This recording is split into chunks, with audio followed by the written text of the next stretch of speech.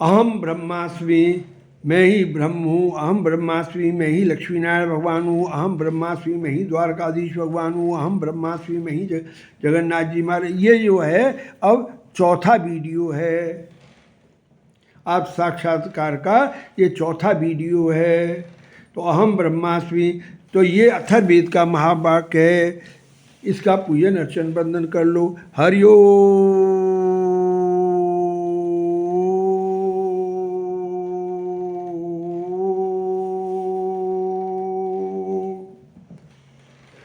तो चारों वेदों के चारों महावाक्य ये प्रमाणित करते हैं कि आप सशरीर ही ब्रह्म हैं।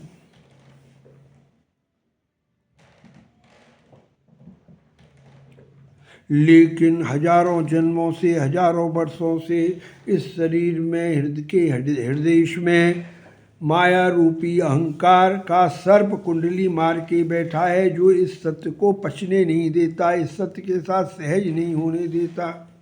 अतः ज्ञान रूपी खड़ग से, विवेक रूपी तलवार से इस माया रूपी सर्प को मार डालो, तो आपको भगवत साक्षात्कार हो जाएगा। जैसे दूध के कण कण में मक्खन है, मक्खन के कण कण में घी है, लेकिन दिखता नहीं है। कब दिखता है? जब हम दूध को गर्म करते हैं, फिर ठंडा करके दही का जामन लगाते हैं, फिर इंतजार करते हैं। जब दही जम जाता है तो उसे घंटों बिलोते हैं, फिर मक्खन निकलता है, फिर मक्खन को गर्म करने कढ़ाई पर चढ़ा देते हैं, और फिर इतना गर्म करते हैं उसे कि जब मक्खन की वाइटनेस जल के ब्राउन हो जाती है, तब घी अलग हो जाता है, ब्राउननेस अलग हो जाती है। ये ही ममता मल जर जाए, जब ममता के मल को जला दोगे शरीर के को, तो परमात्मा स्पष्ट हो जाएंगे शरीर में। तो ज्ञान रूपी अग्नि में, विवेक रूपी अग्नि में इस शरीर के ममता मल को जला के राख कर दो। वो उसके लिए क्या करना है?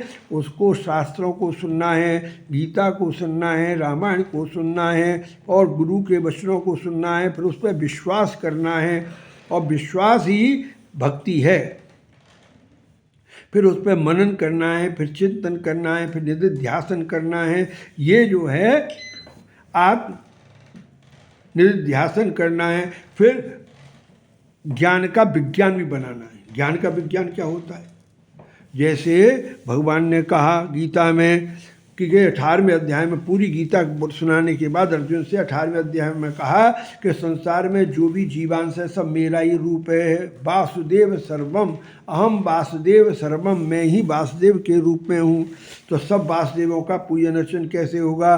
तो एक छत पे जो है 20-25 किलो बाजरा डाल दिया, और उसमें जो है पॉट लगा दिए पानी के 2-3 हैं। सब लोग जानवर सब आते हैं, पक्षी, आकाश में उड़ने वाले जीव, और सब बाजरा खाते हैं और उड़ के जो है संतुष्ट होके जाते हैं। सुबह कुत्तों को टोस्ट डाल दिया, और गायों के लिए लड़ामनी बनाई है, उसमें भूस डाल दिया। बच्चों को दिन भर टॉफ़ी बांटता हूँ, और जो है धर्म के स्थान पर जो है धर्मशाला बनवाता हूँ। जो पैसा बचता है, और 1 घंटा लाउड स्पीकर से सबको भगवत स्मरण कराता हूँ। भगवान के नाम का सुबह 7 बजे से 8 बजे तक, ये मेरी भगवत क्रियाएं हैं रोजाना की।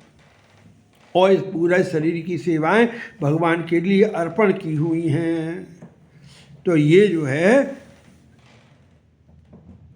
उसके बाद जो है विशुद्ध चक्राय नमः, विशुद्ध चक्राय नमः, विशुद्ध चक्राय नमः। ये विशुद्ध चक्र आप जागृत हो, आप जागृत हो, आप जागृत हो, और मेरे मन बुद्धि चित्त अहंकार को भगवान के चरणों में लगा दे। मैं माया बद्दू, मुझे माया से मुक्त कर दे, मेरी प्राणवायु को गति प्रदान करें।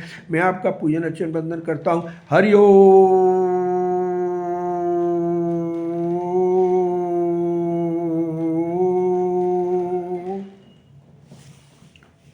ओम आज्ञा चक्राय नमः। ये दोनों आंखों के बीच में त्रिकुटी है, ये आज्ञा चक्र है। ओम आज्ञा चक्राय नमः, आज्ञा चक्राय नमः, आज्ञा चक्राय नमः। आज्ञा चक्र आप जागृत हो, आप जागृत हो, आप जागृत हो, और मेरे मन बुद्धि चित्त अहंकार को भगवान के चरणों में लगा दे। मैं माया बद्दू, मुझे माया से मुक्त कर दे, मेरी प्राणवायु को स्थिति प्रदान करें। मैं आपका पूजन अर्चन बंदन करता हूँ।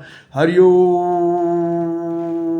ओम सहस्र चक्राय नमः, ओम सहस्र चक्राय नमः, ओम सहस्र चक्र। ये सहस्र चक्र आप जागृत हो, आप जागृत हो। ये सहस्र चक्र है सिर पर। जागृत हो, अब जागृत हो, मेरे मन बुद्धि चित्त अहंकार को भगवान के शिक्षण में लगा दे, मैं माया बद्दू मुझे माया से मुक्त कर दे, मेरी ब्रह्मभाई कुदरती प्राण करे, मैं आपका पूजन वंदन करता हूँ। हरिओम। पर सहस्त्राक्षर होता क्या है समझ तो लो। सहस्त्राक्षर बहुत बड़ा कमल का फूल है जिसकी अजर सफ़ेद रंग की पंखुड़ियाँ हैं, उसमें लक्ष्मीनारायण भगवान स्वयं विराजमान है। वो मोर मुकुट धारण किए हुए, वैजंती माला पहने हुए हैं, कौस्तुभ मणि धारण किए हुए हैं, पीताम्बर डाले हुए हैं, उनकी सुहास हो रही है, लेकिन मैं उन्हें नहीं देख पा रहा हूँ क्योंकि मेरी आंखों पर तो संसार रूपी माया का पर्दा पड़ा हुआ है। और मेरे मन बुद्धि चित्त अहंकार 10 इंद्रियों के घोड़ों पर सवार होकर शब्द स्पर्श रूप रस और गंध का आनंद लेने के लिए निरंतर संसार में चक्कर काट रहे, निरंतर संसार में चक्कर काट मेरी मन बुद्धि चित्त अहंकार। और मेरी आत्मा संसार रूपी भवसागर के भवकूप में पड़ी हुई चीख चीख के चिल्ला रही है, त्राहिम माम त्राहिम माम त्राहिम माम। रक्षा करो भगवान, रक्षा करो, रक्षा करो, रक्षा करो। और उड़ाना दे रही है, अरे किस मनुष्य के साथ भगवान आपने मेरा संपर्क करा दिया है। इसकी तो जो है धन के संग्रह की लालसा कभी ख़त्म नहीं होती, इसकी भोगों की कामनाएं कभी ख़त्म नहीं होती। इससे तो अच्छे पशु पक्षी हैं। इन जानवरों को देखो, ये जो है ठंड में ठिठुर रहे हैं, न कपड़े की चिंता है, न मकान की चिंता है, न दुकान की चिंता है। बढ़िया से बढ़िया खाना कुत्ते को डाल दो, पेट भर जाएगा तो वहीं छोड़ देगा, फिर उसको जो है दुबका के नहीं रखेगा दूसरे दिन के लिए। कोई वासना नहीं है उसको, न खाने की वासना है, न मकान की वासना है, न बच्चों की वासना है उसे। और निर्द्वंद रह रहा है और सेवा कर रहा है समाज की। और इस मनुष्य को देखो, बुद्धि विवेक दिया था ये सोच के कि ये भगवत साक्षात्कार करता, तो इसने जो है बुद्धि विवेक का दुरुपयोग जो है धन के संग्रह में लगा दिया, भोगों के संग्रह में लगा दिया, और दुख पा रहा है, कष्ट उठा रहा है।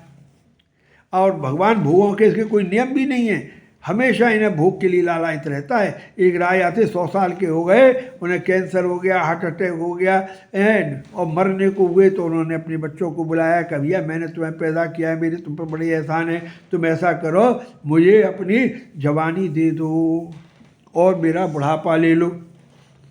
तो उसने बच्चों को जो है जवानी ले ली, और एक छोटे सब 5 बच्चों ने तो मना कर दिया, पर छोटे ने जो है अपनी जवानी उस अपने पिता को दे दी। तो बच्चे की जवानी लेके उसने फिर भोगों को भोगा। ये भोग भोगने से बढ़ते हैं, कम नहीं होते हैं। अतः जैसे घी की आहुति डालोगे हवन में तो और जोर से प्रज्वलित होगी। तो ये जो है अब भगवान मेरे वो तो जब भगवान संतोष धन प्रदान कर देते हैं तभी भोगों से तृप्ति होती है।